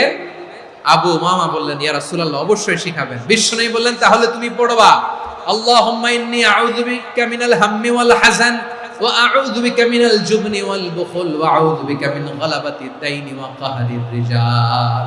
ও আল্লাহ, তোমার কাছ থেকে দুশ্চিন্তা থেকে পানাহ চাই, কৃপণতা, ভীরুতা, অলসতা, কার্পণ্যতা, এই সব কিছু থেকে, মানুষের কঠোরতা, আমার উপর মানুষের আধিপত্য এবং ঋণের বোঝা থেকে পানাহ চাই। এই দোয়াটা যখন বিশ্বনবী শিখাই দিলেন, আবু উমামা বারবার এই দোয়া করে, আল্লাহুম্মা ইন্নী আউযু বিকা মিনাল হাম্মি ওয়াল হাযান ওয়া আউযু বিকা মিনাল আজজি ওয়াল কাসাল ওয়া আউযু বিকা মিনাল জুবনি ওয়াল বুখল ওয়া আউযু বিকা মিন গালাবাতিদ দাইনি ওয়া কাহরির রিজাল। আবু উমামা বলে, এই দোয়া আমি পড়তে লাগলাম আর পড়তে লাগলাম, কিছুদিন পরে দেখা গেল বিশ্বনবীর শেখানো এই দোয়ার বদৌলতে আল্লাহ তাআলা আমার সব ঋণ পরিশোধের ব্যবস্থা করে দিয়েছেন। আমার প্রিয় পটুয়াখালীর ভাইয়েরা, বিশ্বনবীর জামাতা সাইয়্যিদিনা আলী রাদিয়াল্লাহু তাআলা আনহুর কাছে এক লোক এসে বলে, হে আলী, ঋণের বোঝায় আমি জর্জরিত, আমার কিছু অর্থ দিয়ে সাহায্য করো। সাইয়্যিদিনা আলী রাদিয়াল্লাহু তাআলা আনহু বললেন, আমি কি তোমারে এমন একটা দোয়া শিখাবো যেটা বিশ্বনবী আমাদের শিখিয়েছেন? এই দোয়া যদি তুমি পড়ো, লাউ কানা আলাইকা মিসলু জাবালিন কাবীরিন দাইনান আদাল্লাহু আনকা, পাহাড় পরিমাণে যদি ঋণের বোঝা হয়, আল্লাহ এটা পরিশোধের ব্যবস্থা করে দেবেন। ছোট্ট একটা দোয়া বিশ্বনবী শিখালেন, বললেন, তুমি পড়বা, আল্লাহুম্মা কফিনি বিহালালিকা আন হারামিকা ওয়া আগনিনি বিফাদলিকা আম্মান সিওয়াক। আল্লাহুম্মা কফিনি বিহালালিকা আন হারামিক, আল্লাহ তোমার হালাল দিয়ে আমাকে পরিতুষ্ট করো, হারাম থেকে বাঁচিয়ে রাখো, আর তোমার অনুগ্রহে মানুষের মুখাপেক্ষী যেন আমি না হই, আমি যেন সবসময় তোমার মুখাপেক্ষী হই, ওই তৌফিক দিও। সুবহানাল্লাহ পড়েন। এই দোয়া বেশি বেশি পড়লে ঋণের বোঝা হালকা করে দিবে কে? তাহলে প্রিয় ভাইয়েরা, বিপদে পড়লেই প্রথমে কি পড়বেন? ইন্না লিল্লাহ। কি বলে নিজেকে আল্লাহর কাছে সঁপে দিতে হয়? হাসবুনাল্লাহ। চরম বিপদে দেয়ালে পিঠ থেকে গেছে, তখন লা ইলাহা ইল্লা আনতা সুবহানাকা ইন্নী কুনতু মিনাজ জালিমিন। এরপরে লা ইলাহা ইল্লাল্লাহুল আযীমুল হালিম, এই দোয়া। আকস্মিক বিপদ, হঠাৎ যেন কোনো বিপদ আমাকে পেয়ে না বসে, এটার জন্য বিসমিল্লাহিল্লাযী লা ইয়াদুররু মা ইসমিহি শাইউন ফিল আরদি ওয়ালা ফিস সামাই ওয়া হুয়াস সামিউল আলীম। সকালে 3 বার, রাতে 3 বার। আর মারাত্মক tension, hyper tension, anxiety, depression থেকে বাঁচার জন্য 2 দোয়া, ইয়া হাইয়্যু ইয়া কাইয়্যুম, ইয়া হাইয়্যু ইয়া কাইয়্যুম, মনে থাকবে? আর আল্লাহুম্মা ইন্নী আবদুক, এই দোয়া। ঋণ থেকে বাঁচার জন্য 2 দোয়া, আল্লাহুম্মা ইন্নী আউযু বিকা মিনাল হাম্মি ওয়াল হাযান, এটা। আর আল্লাহুম্মা কফিনি বিহালালিকা আন হারামিকা ওয়া আগনিনি বিফাদলিকা আম্মান সিওয়াক। আর সব সময় পড়ার জন্য একটা আমল দিয়ে যাই, উঠতে বসতে, অফিসে যাচ্ছেন, অফিস থেকে ফিরতেছেন, বসে আছেন, শুয়ে আছেন, ছোট্ট এক শব্দে আমরা যেন বেশি বেশি পড়ি, আস্তাগফিরুল্লাহ। আল্লাহ রাসূল সাল্লাল্লাহু আলাইহি ওয়াসাল্লাম বলেন, মান লাজিমাল ইস্তিগফার, যে সব সময় এরকম ইস্তিগফারের সাথে লেগে থাকে, জাআলাল্লাহু লাহু মিন কুল্লি দিকিন মাখরাজা, আল্লাহ তাআলা তাকে কোনো বিপদে আটকান না, সে জীবনে আটকাবে না, যে কোনো বিপদে আল্লাহ তার রাস্তা বের করে দিবেন। Way out, you will get a way out in solution. সুবহানাল্লাহ। ওমিন কুল্লি হাম্মিন ফারাজা, দুশ্চিন্তা মুক্ত হবে, ওয়ায়ারযুকহু মিন হাইসু লা ইয়াহতাসিব, এমন জায়গা থেকে আল্লাহ রিজিকের বন্দোবস্ত করবে যেটা সে কল্পনাও করে নাই। আওয়াজ করে পড়েন সুবহানাল্লাহ। আমার প্রিয় ভাইয়েরা, এটা গেল নিজের বিপদ। নিজে যদি বিপদে পড়েন, অন্যের বিপদ যদি দেখেন, এটার জন্য একটা দোয়া আছে। অনেক সময় আমরা দেখি হাসপাতালে ক্যান্সারের 3rd স্টেজে চলে গেছে, লোকটা হ্যাংলা হয়ে চিকন হয়ে হায়রে কি কষ্ট পায়, দেখি না? বিষ্ণু বলে একটা দোয়া যদি কেউ অন্যের কোনো বিপদ দেখে পড়ে, ওই বিপদ তার জীবনে কখনো আসবে না। অনেক সময় হয় যে আমরা মহাসড়ক দিয়ে যখন চড়ি, দুর্ঘটনায়, আইরে আল্লাহ, দুর্ঘটনায় মানুষের মাথা একদিকে, দেহ আরেকদিকে, ব্লিডিং, এরকম হয় না? আল্লাহ তুমি হেফাজত করো। বিশ্বনবী বলেন এই দুর্ঘটনা দেখে কেউ যদি এই দোয়াটা পড়ে, তার জীবনে সে কোনোদিন এরকম অ্যাক্সিডেন্টের সম্মুখীন হবে না।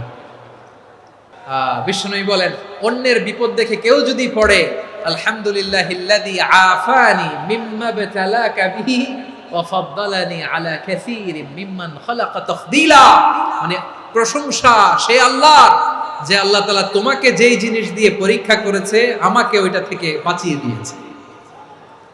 তোমাকে আল্লাহ যেই বিপদে ফেলেছে, আমাকে ওই বিপদ থেকে তিনি মুক্ত রেখেছে, আর তার অনেক সৃষ্টির উপর আমাকে তিনি প্রাধান্য দিয়েছে। সুবহানাল্লাহ পড়েন।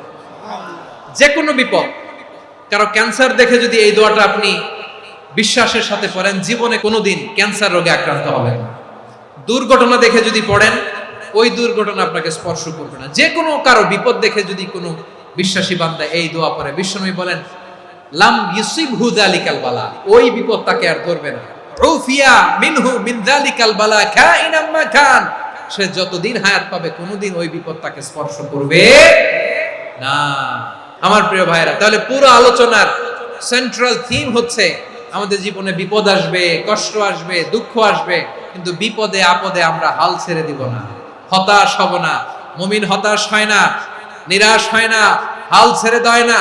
মুমিন ভরসা রাখে একজনের উপর। আওয়াজ করে বলুন যিনি কে? বিপদে পড়লে আমাদেরকে উদ্ধার করে কে? আবার আমাদেরকে যদি কোনো নেয়ামত আল্লাহ দিতে চান, ওইটা কেড়ে নেওয়ার ক্ষমতা কারো আছে? তাহলে আমরা কানেক্টিভিটি বাড়াবো কার সাথে? আমাদের প্রার্থনার ফরিয়াদের হাত তুলবো কার কাছে? রাজি আছেন? পটুয়াখালীর ভাইয়েরা, মনে থাকবে কথাগুলো। আল্লাহ তাআলা আমাদের সবাইকে কথাগুলো বোঝার ও আমল করার তৌফিক দান করুন।